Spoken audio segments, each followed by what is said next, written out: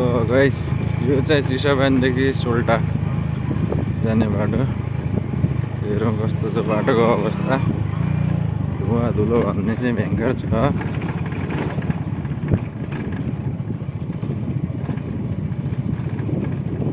धुलो उडाउँदै पाहाडको बाटोमा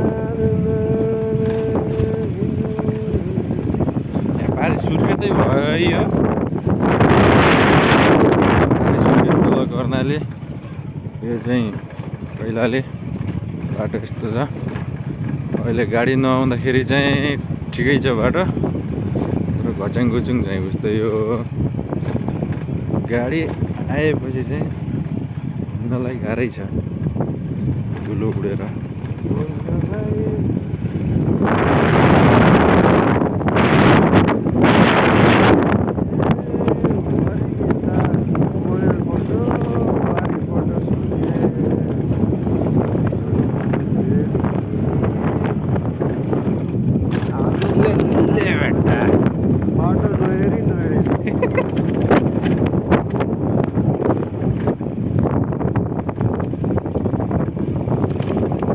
यति त हो त दीपक रावलले गम्भीर महाका भने ए म त्यो जाली हालेर हिँड्दैन। नेताजी बाटो यसो छ त्यही न ठेकेदारलाई घस गचाइकन यो बाटो छिटो बनाउनु पठाएर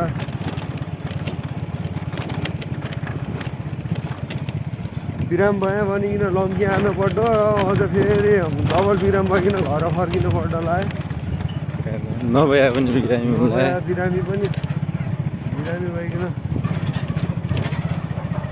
घर फर्किनु पर्दो कि हामीले।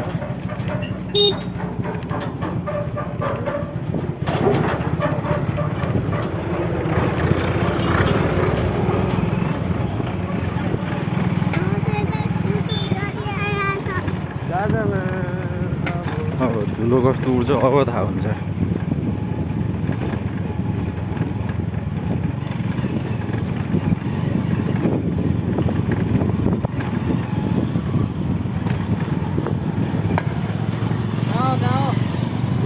यतै हो राजा।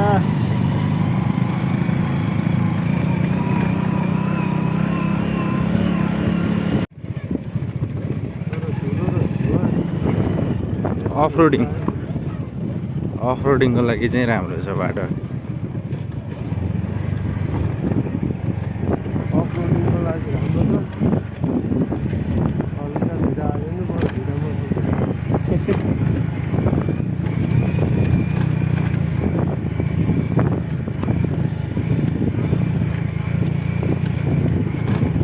सबभन्दा खटो मुकालो हुने यो हो क्या।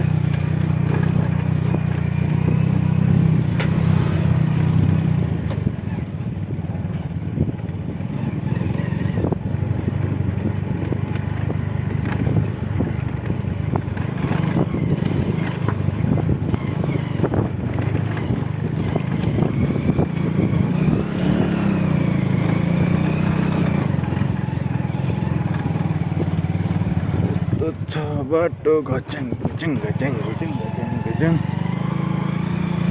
भ्यू चाहिँ चारैतिर दामी छ है। फेरि अब त पाहाडै पाहाड, हरियाली तलतिर कर्णाली सर। बाटो चाहिँ खड्याङ खुडुङ खड्याङ खुडुङ।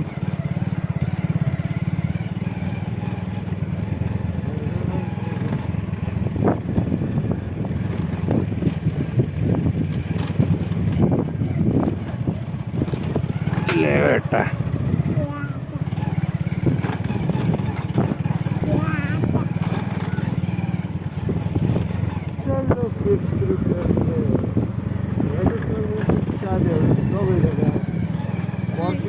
भरिपूर्ण मोहनियाल गाउँपालिका उता माथि डाँडा देखाइदिनु जस्तो विशाल भ्यू छ है। यो चाहिँ हाम्रो बाघा बजार। फाइनली हामी बाघा पुगिसकेको छौँ। अबको 20 मिनटमा कुहिने। अबको 20 मिनटमा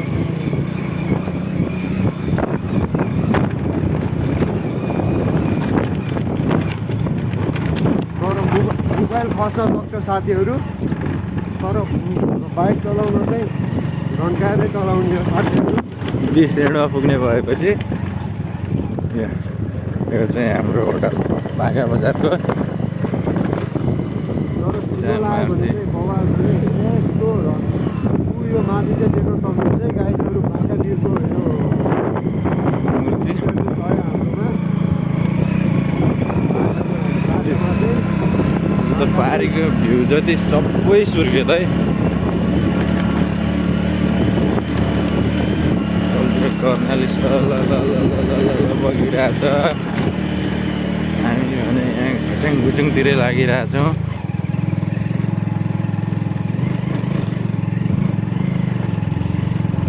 गाडी नआएर आराम छ अहिले। गाडी आएपछि फेरि धुलै धुलो धुलै धुलो, अगाडि केही देखिन्न।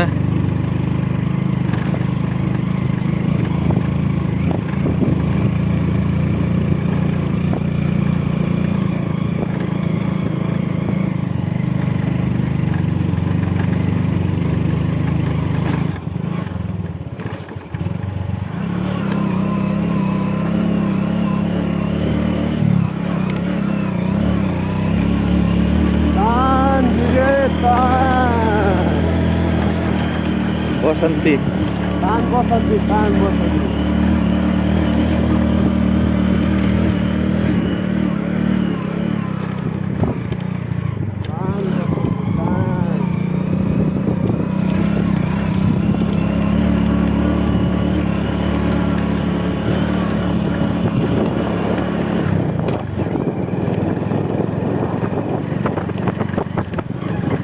पहिले होला यार यो बाटो पिच भएको भए त आधा घन्टामा मम्की, आधा घन्टामा कुहिने।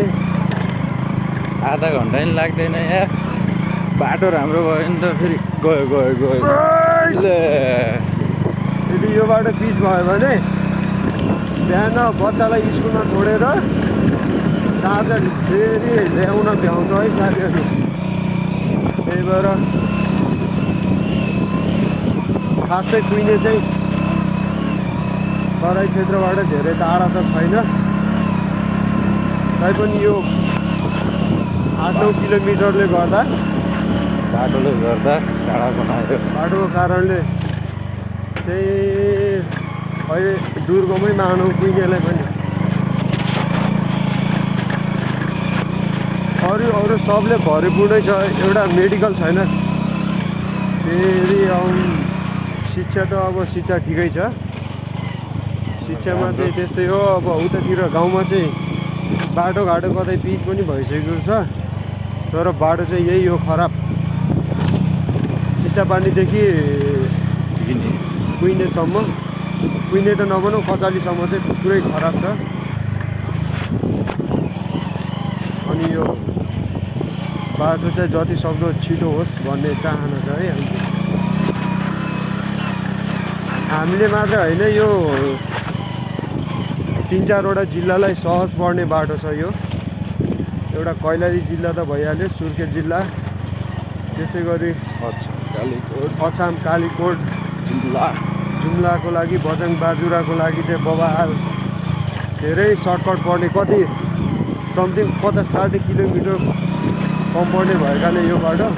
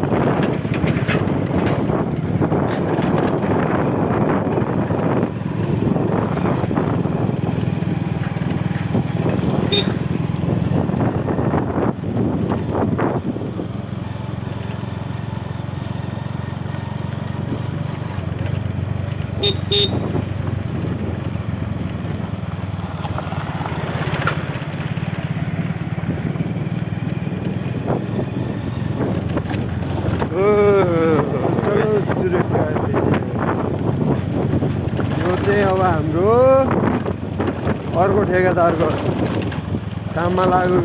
यो ठेकेदार चाहिँ काममा लागेको समथिङ कति दिन भयो, दिन होइन 6 महिना भयो होला, 6 महिना 7 महिना भयो होला समथिङ। दसैँ तिहारभन्दा पछिबाट काम चालु गरेको यत्रोकै जस्तो आँखा चाहिँ मेरो चलाएर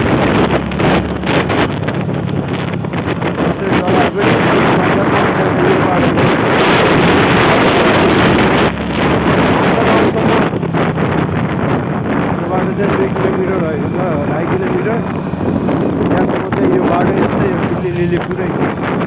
त्यहाँदेखि यो चाहिँ प्रदेश सरकारलाई पनि धेरै धेरै धन्यवाद दिन चाहन्छु। र त्यो यताको केन्द्र सरकारबाटै आएको होला सायद, यो माथि सडक विभागले बनाउने होला। त्यो चाहिँ सडक विभागको चाहिँ धेरै कमी कमजोरी पनि देखेको छ र त्यो ठेकेदारको पनि धेरै कमजोरी देखेको छ। उसले चाहिँ बनाउन लागेको समथिङ भयो होला, 5 साल पुग्नै लाग्यो होला। ऊ चाहिँ 6 महिनामा यत्रो बनाउन सक्ने र 5 वर्षसम्म चाहिँ उसले त्यति मात्रै बनाउन सक्ने भन्ने चाहिँ हुँदैन। काम गर्ने इच्छा शक्ति र जागर चाहिँ हुनुपर्छ है मान्छेमा। पहिला चाहिँ एउटा बाहना थियो उसको, रुख कटन भएको थिएन। रुख कटनको कारणले चाहिँ हामी बाटो बनाउन सकिरहेका थिएनौँ भने अब चाहिँ रुख कटान सब भइसक्यो। तैपनि बाटोको हालत कहिले भन्दा बेटर छ है। एकचोटि पानी आइसक्यो त्यही भएर चाहिँ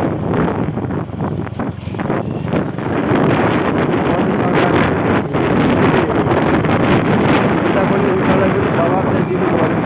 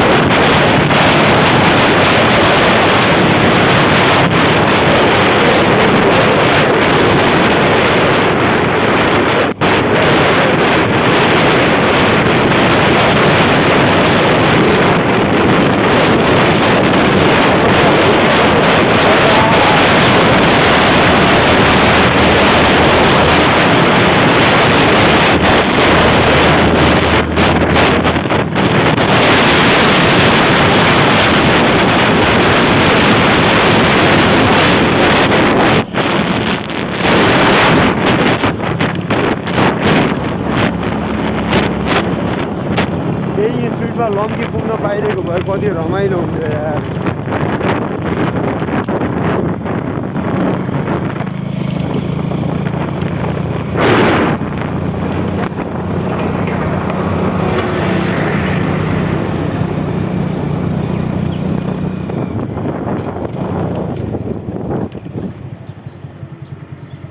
लो चलो शुरू कर रहे हैं। ओह